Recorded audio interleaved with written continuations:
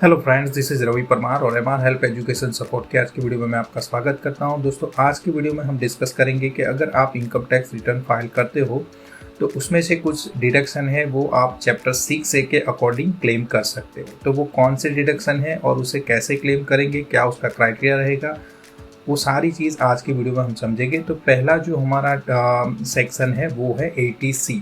80C में कुछ specified investment होते हैं जो आप डिडक्शन के तौर पे क्लेम कर सकते हो। उससे पहले मैं आपको ये ज़रूर बता दूं कि ये जो 80C का डिडक्शन है वो इंडिविजुअल और HUF दोनों क्लेम कर सकते हैं और उसका जो मैक्सिमम डिडक्शन की जो लिमिट है वो है 1,50,000। मीन्स ये सारे इन्वेस्टमेंट मिला के 1,50,000 तक ही आप क्लेम कर पाओगे। अगर आपने LIC की पॉलिसी ले रखी है या फिर हो सकता है किसी और कंपनी की insurance policy, life insurance policy ले रखी है, तो उसके ऊपर आप प्रीमियम ज़रूर से पे कर रहे होंगे। और ये जो प्रीमियम है ये आप अपने लिए, अपने स्पाउस के लिए और या फिर हो सकता है अपने चिल्ड्रन के लिए पे कर रहे हो, तो उस पर आप डिडक्शन क्लेम कर सकते हो। HUF के लिए कोई भी मेंबर के लिए प्रीमियम पे किया जा रहा है तो वो भी ये डिडक्शन क्लेम कर सकते हैं।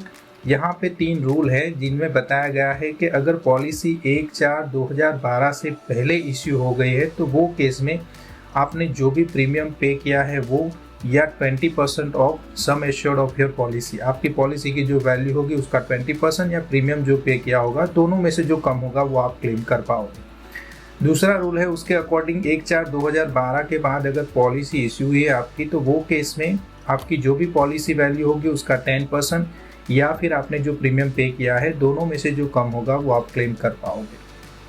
तीसरे रूल के अकॉर्डिंग ये बोला गया है कि 1/4/2013 पे या फिर 13 के बाद अगर आपकी पॉलिसी इश्यू हुई है और साथ ही साथ 80U के अकॉर्डिंग आप कोई डिसेबिलिटी से ग्रस्त हो या फिर हो सकता है 80DDB के अकॉर्डिंग आप कोई स्पेसिफाइड डिसीज से ग्रस्त हो, तो वो केस में आपने जो भी प्रीमियम पे की होगी वो या फिर जो भी पॉलिसी वैल्यू होगी उसका 15% आप डिडक्शन के तौर पे क्लेम कर सकते हो। तो कितना डिडक्शन लाइफ इंश्योरेंस प्रीमियम में क्लेम करना है, इसके लिए आपको ये 3 रूल देखने पड़ेंगे। देन दूसरा जो हमारा जो इन्वेस्टमेंट है जिसमें भी हम डिडक्शन ले सकते हैं वो है amount deposited in public provident fund. यहाँ पे हम पब्लिक प्रोविडेंट फंड को भी ले सकते हैं, साथ ही साथ EPF employee provident fund, statutory provident fund, किसी को भी कंसिडर करो तो उसमें जो भी कंट्रीब्यूशन हुआ होगा उसको आप डिडक्शन के तौर पे क्लेम कर सकते हैं। जहाँ तक बात है PPF की, तो वहाँ पे आप अपने खुद का या अपने स्पाउस का या चिल्ड्रन के लिए आपने PPF में अकाउंट खुलवा के रखा है और कुछ अमाउंट आप कंट्रीब्यूट कर रहे हो, वो अमाउंट आप डिडक्शन के तौर पे क्लेम कर सकते हो। तीसरा जो इन्वेस्टमेंट है जिसमें बताया है अगर आप NSC में इन्वेस्ट किया है आपने या फिर NSC से कोई इंटरेस्ट आपका बना है और वो इंटरेस्ट आपने फिर से री इन्वेस्ट किया है तो वो भी आप डिडक्शन के तौर पे 80C में क्लेम कर पाओगे। साथ ही साथ अगर आपने होम लोन ले रखा है और वो होम लोन का आप रीपेमेंट कर रहे हो तो वो रीपेमेंट में जो भी प्रिंसिपल अमाउंट होगी वो आप 80C में डिडक्शन के तौर पे क्लेम कर सकते हो। वो लोन आपने किसी बैंक या फाइनेंशियल इंस्टीट्यूशन से लिया होना चाहिए और उसका जो कंस्ट्रक्शन है वो कंस्ट्रक्शन भी कंप्लीट हो चुका चाहिए। अगर ये जो प्रॉपर्टी है ये प्रॉपर्टी का आपने पोजीशन ले लिया है तो 5 साल से पहले आपको ये प्रॉपर्टी किसी को ट्रांसफ़र नहीं करनी है, अदरवाइज ये जो भी डिडक्शन क्लेम किया होगा वो आपको मिलेगा नहीं और अगले साल ये जो भी डिडक्शन क्लेम किया होगा वो आपकी इनकम में जुड़ जाएगा और वो टैक्सेबल इनकम कंसिडर की जाएगी। पांचवा जो इन्वेस्टमेंट है वो है फिक्स डिपॉजिट। अगर आपने 5 साल के लिए कोई भी फिक्स डिपॉजिट ली है तो वो उसकी जो अमाउंट है वो भी आप डिडक्शन के तौर पे क्लेम कर सकते हो। 2 बच्चे के लिए मैक्सिमम जो भी स्कूल या कॉलेज फीस आप पे कर रहे हो तो वो भी आप 80C में क्लेम कर सकते हो।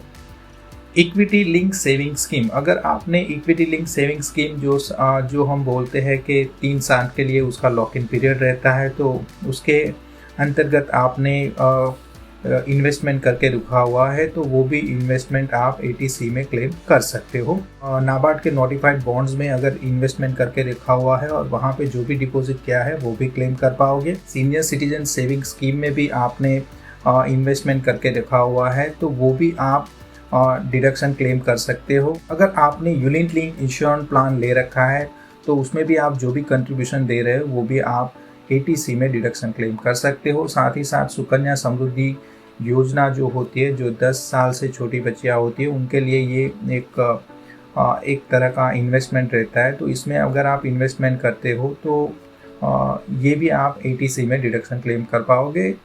अगर आपने कोई घर खरीदा है तो उसके ऊपर आपने स्टैम्प ड्यूटी या रजिस्ट्रेशन चार्जेस कुछ पे किया होगा, तो वो भी अगर आपने पे किया है तो वो भी आप ATC में डिडक्शन क्लेम कर पाओगे।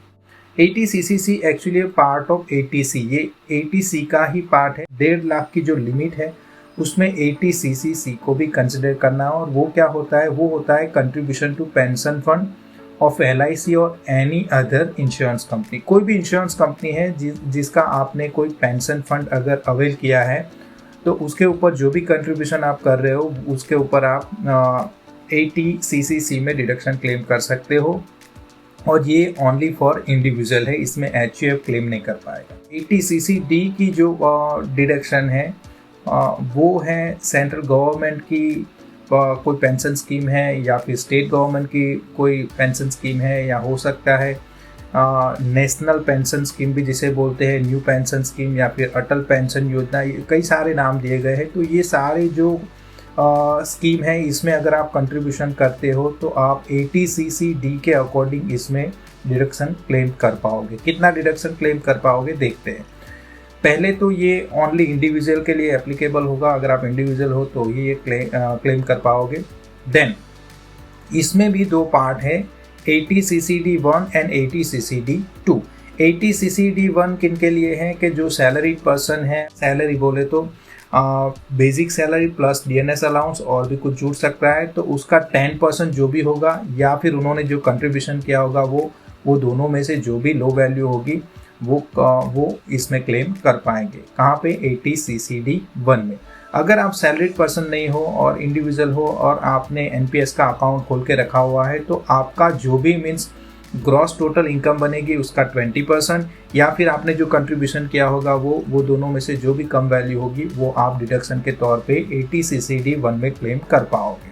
जहाँ तक बात है ATCCD2 की, तो वो वाले केस में अगर आपका एम्प्लॉयर भी आपके NPS के अकाउंट में कंट्रीब्यूट कर रहा है तो वो केस में क्या होगा कि जो भी एम्प्लॉयर कंट्रीब्यूट कर रहा है वो या फिर सैलरी का जो 10% रहेगा वो दोनों में से जो कम वैल्यू होगी वो डिडक्शन के तौर पे आप क्लेम कर पाओगे। ATCCD में आपको ATCCD1B का भी प्रोविज़न किया गया है और उसके अकॉर्डिंग आप एडिशनल 50,000 का NPS के लिए डिडक्शन क्लेम कर सकते हो। दोस्तों यहाँ पे नोट करने वाली एक चीज़ है कि 1.5 लाख का हमारा जो लिमिट है वो लिमिट ATC, ATCCC और ATCCD1 ये तीनों को इंक्लूड करता है और इंक्लूसिव ये 1,50,000 की वैल्यू है। मीन्स ATC, ATCCC और ATCCD1 ये तीनों को जोड़ के जो लिमिट बनाई गई है वो है 1,50,000 और वो तीनों को जोड़ के एक सेक्शन बनाई है, वो सेक्शन है ATCCE। मीन्स ये ATCCE के अकॉर्डिंग आपका ATC का, ATCCC का और ATCCD1 का टोटल एग्रीगेट जो इन्वेस्टमेंट है, आपका जो भी कंट्रीब्यूशन है वो 1,50,000 से ज़्यादा होगा तो 1,50,000 तक ही आप क्लेम कर पाओगे, उससे ज़्यादा आप क्लेम नहीं कर पाओगे। तो समझ लीजिए दोस्तों कि आपका ATC में जो डिडक्शन है वो ATC में हो गया है 1,20,000। आपने 1,20,000 ATC में क्लेम कर लिया, ATCCC का आपका कोई डिडक्शन क्लेम नहीं कर रहे हो। और ATCCD1 की बात है तो वहाँ पे समझ लीजिएगा आपने NPS में कुछ 80,000 का आपने कंट्रीब्यूट किया है। ओके, तो 50,000 आप कहाँ पे क्लेम करोगे, ATCCD1B, क्योंकि ATCCD1B वो ATC का पार्ट नहीं है, तो वो केस में आप एडिशनल 50,000 क्लेम कर लोगे और NPS का जो 30,000 ऑन क्लेम है वो आप करोगे ATCCD1 में। तो ATC में आपका 1,20,000 हो जाएगा, ATCCD1 में आपका 30,000 हो जाएगा NPS का जो भी कंट्रीब्यूशन है वो, और ATCCD1B में NPS का जो एडिशनल 50,000 है वो क्लेम कर पाओगे। तो वैसे करके आप 2 लाख का डिडक्शन आपका क्लेम कर पाओगे।